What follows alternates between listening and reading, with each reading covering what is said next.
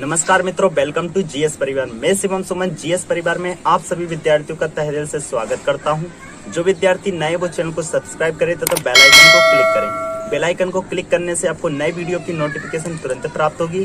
साथ ही हमारे आने वाली लाइव क्लासेस में आप आसानी से जुड़ सकेंगे। जिन विद्यार्थियों ने चैनल को कर दिया सब्सक्राइब, साथ ही कर दिया बेल आइकन को क्लिक, वो इस वीडियो को करें अपने मित्रों के साथ ज्यादा से ज्यादा शेयर। देखिए, free for all education to all hashtag GS परिवार। कोई बच्चा छूट ना पाए, पढ़ेगा इंडिया तभी तो बढ़ेगा इंडिया। जीएस परिवार आपका अपना परिवार है। इस परिवार को सभी विद्यार्थियों तक जरूर पहुंचाए जो भी विद्यार्थी जीके जीएस की तैयारी करना चाहता है। जीएस परिवार उन सभी के लिए लाया है जीके जीएस की स्पेशल क्लासेस। यहाँ पर हम MP current affairs, weekly current affairs तथा विगत वर्षों के प्रश्नों की सीरीज करा रहे हैं। तो आइए इस वीडियो में बढ़ते हम प्रश्नों की। मोहम्मद हुसैन रोबल को किस देश का प्रधानमंत्री बनाया गया है? तो ऑप्शन है आपके पास Somalia, Japan, Lebanon, New Zealand, Australia. तो क्या होगा आंसर? तो देखिए, मोहम्मद हुसैन रोबल को प्रधानमंत्री बनाया गया ऑप्शन नंबर ए सोमालिया का। बाकी हम देखें जापान, तो जापान के प्रधानमंत्री है योशिहिडे सुगा, लेबनान के प्रधानमंत्री है साद अल हरीरी, न्यूजीलैंड के प्रधानमंत्री है जेसिंडा अर्डन, ऑस्ट्रेलिया के प्रधानमंत्री है स्कॉट मॉरिसन। याद रखिएगा, स्कॉट मॉरिसन ऑस्ट्रेलिया के प्रधानमंत्री हैं, जबकि बोरिस जॉनसन ब्रिटेन के प्रधानमंत्री हैं। और हमारा प्रश्न था मोहम्मद हुसैन रोबल को किस देश का प्रधानमंत्री बनाया गया? तो आंसर होगा ऑप्शन नंबर ए सोमालिया। हाल ही में मुख्य सूचना आयुक्त के रूप में किसे नियुक्त किया गया है? ऑप्शन है यशवर्धन कुमार सिन्हा, दिनेश कुमार खारा, राजकिरण रॉय, डॉक्टर सुरेश चंद्र शर्मा या एसएस देशपाल। तो मुख्य सूचना आयुक्त के रूप में नियुक्त किया गया है option number A Yashvardhan Kumar Sinha को। साथ ही याद रखिएगा, दिनेश कुमार खारा को एसबीआई के हेड के रूप में नियुक्त किया गया है। राजकिरण रॉय, जिनको आईबीए इंडियन बैंक एसोसिएशन के चेयरमैन के रूप में नियुक्त किया गया है। डॉक्टर सुरेश चंद्र शर्मा को एनएमसी नेशनल मेडिकल कमीशन, जो कि मेडिकल स्कूलों को मान्यता देने का काम करती है, इसके अध्यक्ष का पद के रूप में नियुक्त किया गया है। डॉक्टर सुरेश चंद्र शर्मा को एसएस देशपाल।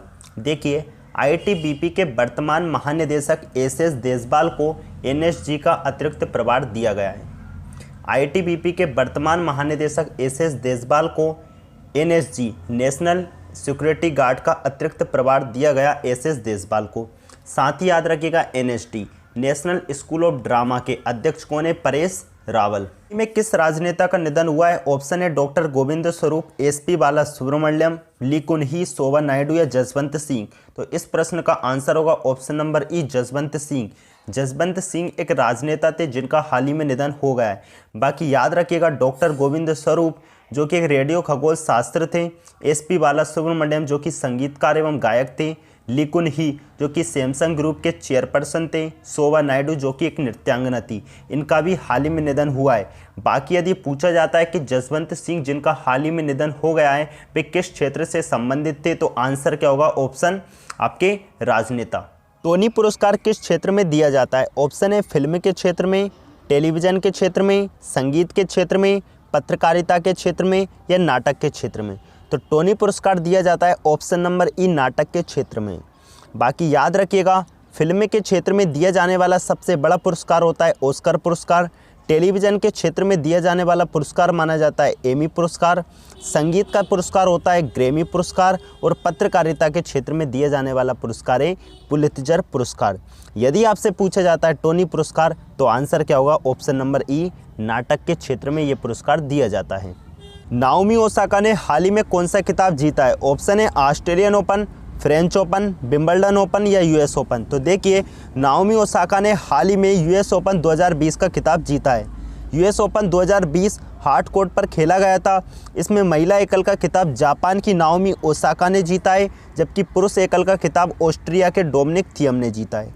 देखिए, एक वर्ष में टेनिस के 4 टूर्नामेंट खेले जाते हैं और उनका क्रम है, पहले ऑस्ट्रेलियन ओपन खेला जाता है, इसके बाद फ्रेंच ओपन, विंबलडन ओपन और यूएस ओपन।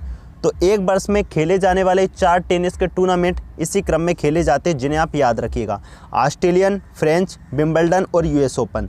और यूएस ओपन 2020 जो हार्ड कोर्ट पर खेला गया था, इसमें महिला एकल का खिताब जापान की नाओमी ओसाका ने, जबकि पुरुष एकल का खिताब ऑस्ट्रिया के डोमिनिक थियम ने जीता है। राज्य केंद्र शासित प्रदेश ने रेड लाइट ऑन गाड़ी ऑफ अभियान को शुरू किया है? तो देखिए रेड लाइट ऑन गाड़ी ऑफ अभियान को शुरू करने वाला राज्य कौन सा है। ऑप्शन है हिमाचल प्रदेश, केरल, गोवा, दिल्ली या राजस्थान। तो इसका आंसर होगा option number D, Delhi. Delhi ने रेड लाइट ऑन गाड़ी ऑफ अभियान को शुरू किया है। रेड लाइट ऑन गाड़ी ऑफ अभियान प्रदूषण से संबंधित है और भारत में जब भी प्रदूषण से संबंधित किसी भी अभियान को शुरू किया जाता है 90% केसेस में ऐसा होता है कि दिल्ली ही उसका आंसर होता है। तो आइए देखते हैं कैसे। दिल्ली गवर्नमेंट ने कई सारी प्रदूषण से संबंधित योजनाओं को लागू किया है। फॉर एग्जांपल जैसे अभी रेड लाइट ऑन गाड़ी ऑफ, जब भी आप सिग्नल पर जाते हैं और सिग्नल पर रेड लाइट ऑन यदि आपको दिखाई देती है अर्थात वहाँ पर रेड सिग्नल होता है तो आप अपनी गाड़ी को बंद कर लीजिए, जिससे प्रदूषण कहीं ना कहीं कम हो सके। ये दिल्ली गवर्नमेंट ने कहा है। इसके पहले दिल्ली गवर्नमेंट ओड इवन योजना को लेकर आई थी, अर्थात दिल्ली गवर्नमेंट एक दिन ओड नंबर वाली गाड़ियों को चलाने की अनुमति देती है और सेकेंड डे इवन नंबर वाली गाड़ियों को चलाने की अनुमति देती है, जिससे व्हीकल्स कहीं ना कहीं रोड पर कम देखने को मिले, एक दिन ओड नंबर के और एक दिन इवन नंबर के।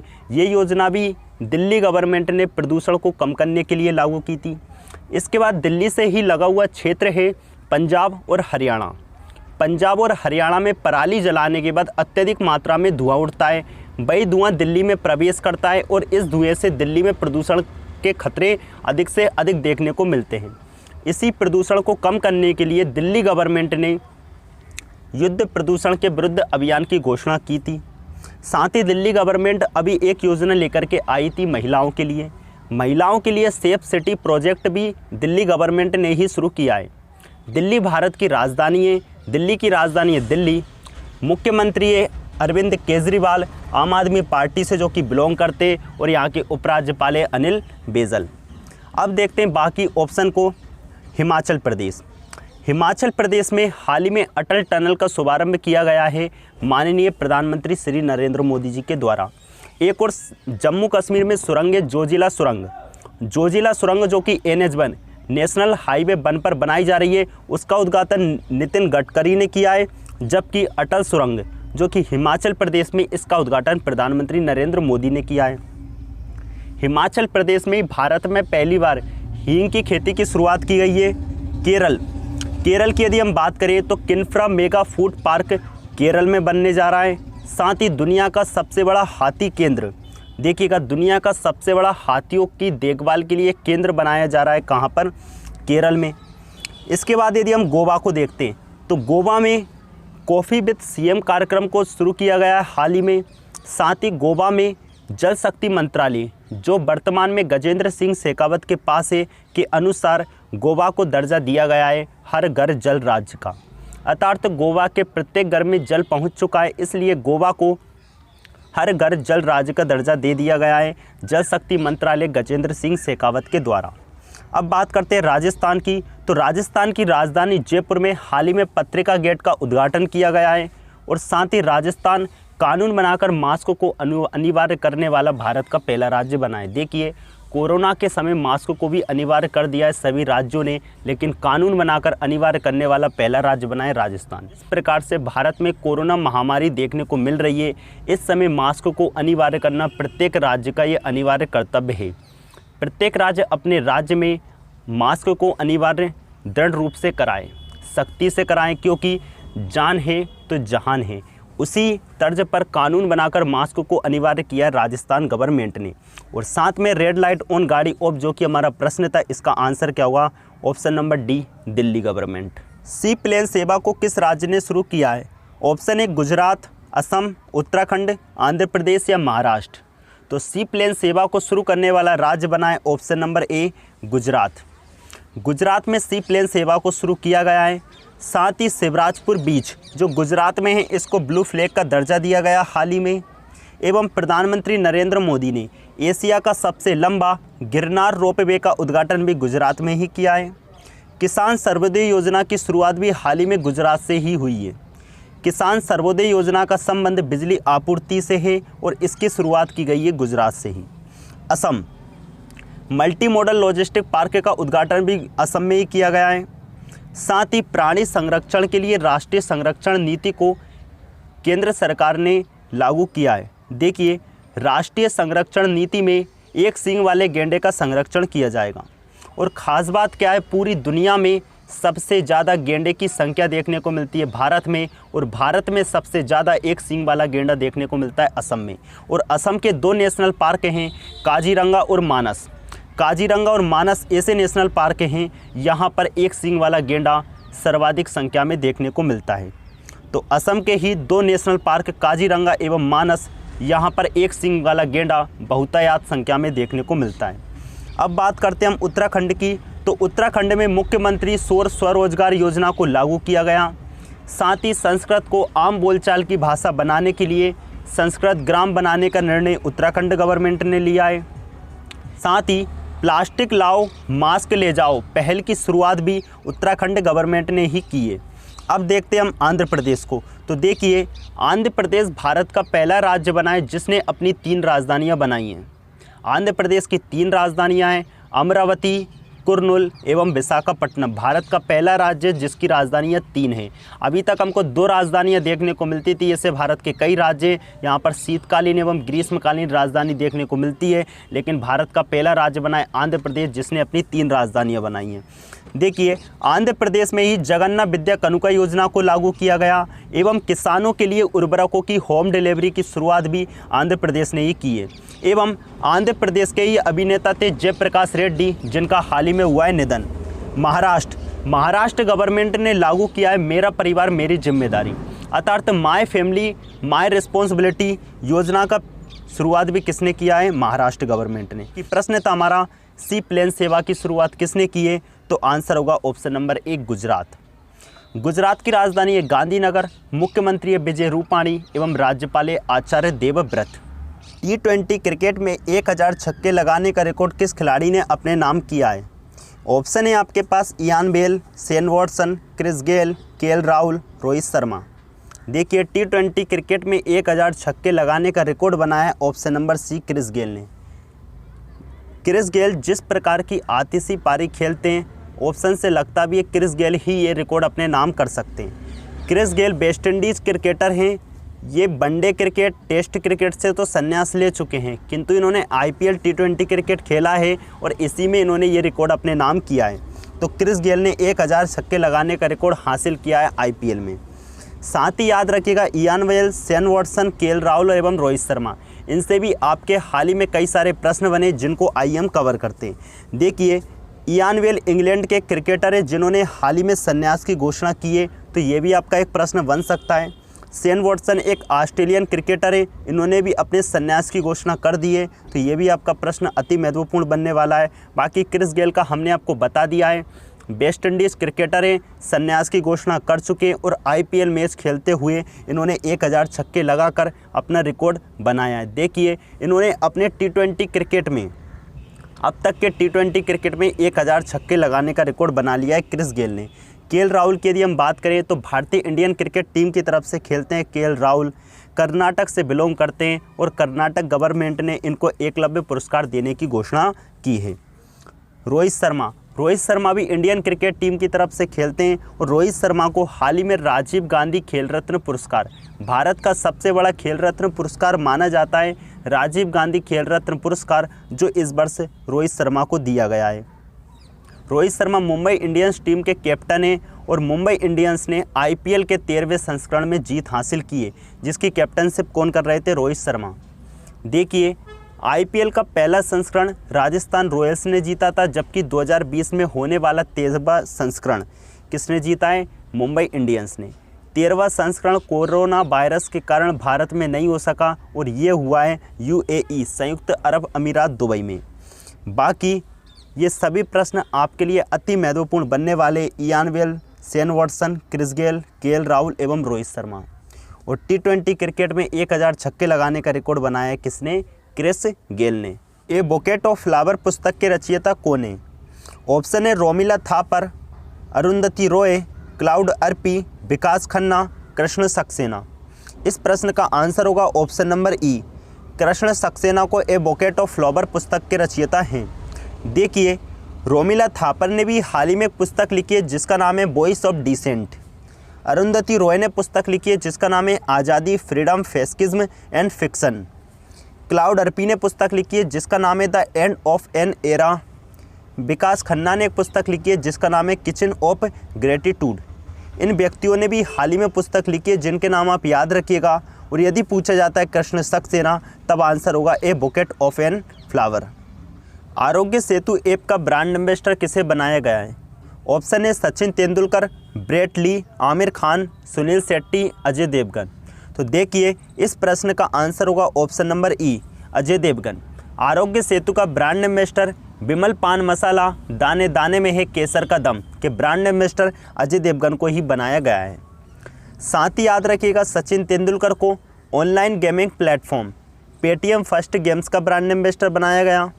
ब्रेट ली को स्पोर्ट्स अड्डा का ब्रांड एम्बेसडर बनाया गया। आमिर खान को वेदांतु ऐप, फ़ोनपे एवं सीएट टायर्स का ब्रांड एम्बेसडर बनाया गया है। और सुनील शेट्टी को नाडा का ब्रांड एम्बेसडर बनाया गया। और यदि पूछा जाता है अजय देवगन को, तो याद रखिएगा आरोग्य सेतु ऐप का ब्रांड एम्बेसडर अजय देवगन को बनाया गया है। सीडीएस का पद वर्तमान में किसके पास है? देखिए सीडीएस का पूरा नाम होता है chief of defence staff. Chief of defence staff वर्तमान में कौन है? इससे पहले आप इतना याद रखिएगा, चीफ ऑफ डिफेंस स्टाफ अलग होता है और चीफ ऑफ स्टाफ अलग होता है। भारत में 3 सेनाएं हमारी, जल सेना, थल सेना, वायुसेना। तीनों सेनाओं के अलग अलग अध्यक्ष होते हैं। इन तीनों सेनाओं के जो अध्यक्ष हैं, इनमें जो सबसे ज़्यादा एक्सपीरियंस होल्डर व्यक्ति होता है वो होता है chief of staff. Chief of staff के बाद अगला पद आता है आपका चीफ ऑफ डिफेंस स्टाफ। ये चीफ ऑफ डिफेंस स्टाफ यही है जिसका प्रश्न हमने पूछा है। चीफ ऑफ डिफेंस स्टाफ पद को हाल ही में बनाया गया है और भारत के पहले चीफ ऑफ डिफेंस स्टाफ बनाए गए हैं general Bipin Rawat, option number D. देखिए तीनों सेनाओं के अध्यक्ष अलग अलग होते हैं, जल सेना अध्यक्ष, थल सेना अध्यक्ष और वायुसेना अध्यक्ष। इन तीनों सेनाओं में जो एक्सपीरियंस होल्डर होता है उसे कहते हैं हम चीफ ऑफ स्टाफ। इसके बाद जो बड़ा पद आता है वो होता है सीडीएस का, चीफ ऑफ डिफेंस स्टाफ, जो है जनरल बिपिन रावत। और इसके बाद जो सबसे बड़ा पद होता है वो होता है सर्वोच्च कमांडर का, अर्थात तीनों सेनाओं का अध्यक्ष जो होता है भारत में राष्ट्रपति। और उसका आंसर होगा आपका ऑप्शन नंबर ई, रामनाथ कोविंद। यदि आपसे पूछा जाता है सर्वोच्च सेनापति, तीनों सेनाओं का अध्यक्ष या सर्वोच्च सेनापति कमांडर, तब आंसर क्या होगा? रामनाथ कोविंद। भारत का राष्ट्रपति ही तीनों सेनाओं का अध्यक्ष होता है और चीफ ऑफ डिफेंस स्टाफ वर्तमान में कौन है? जनरल बिपिन रावत। अब देखिए 3 सेनाएं हमारी, जल सेना, थल सेना, वायुसेना। अब तीनों सेनाओं के यदि हम अध्यक्ष की बात करें तो थल सेना अध्यक्ष वर्तमान में मनोज मुकुंद नरवणे, करमबीर सिंह है जल सेना अध्यक्ष और वायुसेना अध्यक्ष राकेश सिंह भदौरिया। याद रखिएगा मनोज मुकुंद नरवणे थल सेना अध्यक्ष हैं, करमबीर सिंह जल सेना अध्यक्ष हैं, वायुसेना अध्यक्ष Rakesh Singh Bhadauria. General Bipin Rawat chief of defence staff हैं, जबकि तीनों सेनाओं का अध्यक्ष रामनाथ कोविंद अर्थात भारत के राष्ट्रपति होते हैं। थल सेना अध्यक्ष मनोज मुकुंद नरवणे और थल सेना दिवस आता है 15 जनवरी को। जल सेना अध्यक्ष करमबीर सिंह हैं और जल सेना दिवस आता है 4 दिसंबर को। वायुसेना अध्यक्ष राकेश सिंह भदौरिया हैं और वायुसेना दिवस आता है 8 अक्टूबर को। अमेरिका में सर्वाधिक उम्र में बनने वाले राष्ट्रपति 46 नंबर के कौन हैं? तो प्रश्न पूछा गया अमेरिका में हाल ही में जो चुनाव संपन्न हुए हैं वहां पर 46वें नंबर के राष्ट्रपति कौन बने, और जो बनने वाले राष्ट्रपति वो अमेरिका के सर्वाधिक उम्र के राष्ट्रपति भी हैं। ऑप्शन है आपके पास Kamala Harris, George Washington, Donald Trump, Barack Obama या निम्न में से कोई नहीं। तो देखिए यहाँ पर हमको ऑप्शन में कहीं पर भी वो नाम नहीं दिख रहा है, इस कारण आंसर क्या होगा? निम्न में से कोई नहीं। बाकी 46वें नंबर के राष्ट्रपति बने हैं Joe Biden. Joe Biden America में सर्वाधिक उम्र में बनने वाले राष्ट्रपति एवं 46वें नंबर के राष्ट्रपति हैं। जो बाइडेन ने जीत हासिल किए डोनाल्ड ट्रंप को पराजित करके। डोनाल्ड ट्रंप अमेरिका के 45वें नंबर के राष्ट्रपति थे जो कि रिपब्लिकन पार्टी से बिलोंग करते हैं। रिपब्लिकन पार्टी का चुनाव चिन्ह है हाथी, और जो बाइडेन जिन्होंने जीत हासिल की है उनकी पार्टी है डेमोक्रेटिक जिसका चुनाव चिन्ह है गधा। साथ ही अमेरिका में उपराष्ट्रपति चुनाव भी संपन्न हुए और उपराष्ट्रपति चुनाव में जीत हासिल की है कमला हैरिस ने। ये प्रश्न आपके लिए अति महत्वपूर्ण बनने वाला है क्योंकि कमला हैरिस अमेरिका की पहली महिला उपराष्ट्रपति, साथ ही ये भारतीय मूल की हैं जो बनी है अमेरिका की उपराष्ट्रपति कमला हैरिस। याद रखिएगा अमेरिका में जो राष्ट्रपति चुनाव संपन्न हुए उसमें जीत हासिल करने वाले जो बाइडेन सबसे अधिक उम्र के हैं, ये भी आपका प्रश्न बनने की अति संभावना रहेगी। बाकी एक और ऑप्शन है बराक ओबामा। देखिए, बराक ओबामा भी अमेरिका के राष्ट्रपति थे। बराक ओबामा ने अपना कार्यकाल 2 बार पूरा किया था। देखिए, अमेरिका के राष्ट्रपति का कार्यकाल होता है 4 वर्ष का, और एक व्यक्ति अमेरिका में 2 बार ही राष्ट्रपति बन सकता है, और बराक ओबामा ने अपने 2 काल पूरे किए हैं। बराक ओबामा के साथ देखिएगा जॉर्ज वाशिंगटन, अमेरिका के पहले राष्ट्रपति थे जॉर्ज वाशिंगटन, और अमेरिका के 2 बार कार्यकाल करने वाले राष्ट्रपति बराक ओबामा। तो आइए अब हम पढ़ते हैं नवंबर में आने वाले सभी दिवस। देखिए, दिवसों से अक्सर 1 या 2 प्रश्न पूछे जाने की अति संभावना रहती है, तो हम नवंबर में आने वाले सभी दिवसों को यहाँ पर पढ़ते हैं। इनको आप नोट डाउन करिएगा और अच्छे से याद करिएगा। तो आइए हम करते हैं शुरुआत। 1 नवंबर को आता है विश्व शाकाहारी दिवस। 5 नवंबर को मनाया जाता है विश्व सुनामी जागरूकता दिवस। 7 नवंबर को राष्ट्रीय कैंसर जागरूकता दिवस। 8 नवंबर को अंतर्राष्ट्रीय रेडियोलॉजी दिवस। 10 नवंबर को आता है विश्व विज्ञान दिवस। 11 नवंबर को मनाया जाता है राष्ट्रीय शिक्षा दिवस, और ये मनाया जाता है मौलाना अबुल कलाम आज़ाद की जन्मतिथि पर। 12 नवंबर को मनाया जाता है राष्ट्रीय पक्षी दिवस, और इसी दिन आता है विश्व निमोनिया दिवस। 13 नवंबर को आता है राष्ट्रीय आयुर्वेद दिवस। देखिए, राष्ट्रीय आयुर्वेद दिवस धनतेरस वाले दिन मनाया जाता है, और 2020 में धनतेरस मनाई गई थी 13 नवंबर को। 14 नवंबर को मनाया जाता है विश्व मधुमेह दिवस, और इसी को ही हम कहते हैं डायबिटीज़ डे। 14 नवंबर को ही बाल दिवस मनाया जाता है, जो कि पंडित जवाहरलाल नेहरू की जयंती पर मनाया जाता है। 16 नवंबर को आता है अंतर्राष्ट्रीय सहिष्णुता दिवस। 17 नवंबर को आता है राष्ट्रीय पत्रकारिता दिवस। इसी दिन आता है राष्ट्रीय मिर्गी या अक्समार दिवस।